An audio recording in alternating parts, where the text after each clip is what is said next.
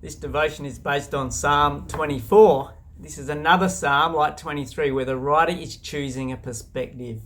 In Psalm 23 he says, God is my shepherd. I might be struggling, I have struggles, but I am asserting his care for me. This is similar. God is sovereign. He's sovereign. I may struggle, but I'm going to assert his sovereignty over the world and over me. Verse 1 and 2 sort of talks about how God owns everything. Why does he own it? He owns everyone. Why? Because he founded it. He established. That's who he is. He's the owner. He's sovereign.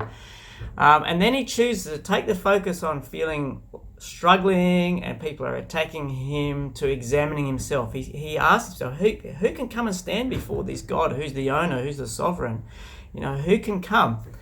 And he recognizes that he needs clean hands and a pure heart. And he can't have any idolatry or false god. These are the type of people. He's looking at himself now, not on the people who are struggling and making a judgment on them. He's making a judgment on himself. Are my hands clean?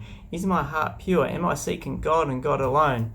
Because it's people like this that experience the blessing and the rescue of God. Now we know in our time that we need Jesus for all of that. Without him we have no clean hands and pure heart.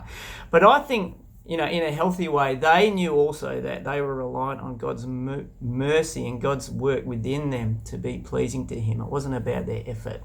It was about the merciful God, and that came to fulfillment in Jesus.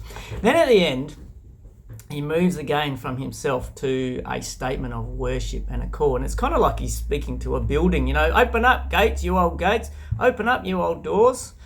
Let the King of Glory in. Let the Sovereign in. Let this God who we're proclaiming in. And he's not speaking to a building, really. He's speaking to the hearts. The building represented the heart of the people. Open up. He's the King.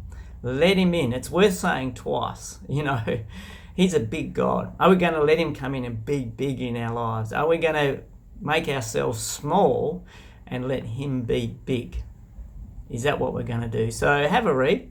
Make a comment. You tell me what this psalm says to you about this big God, and enjoy.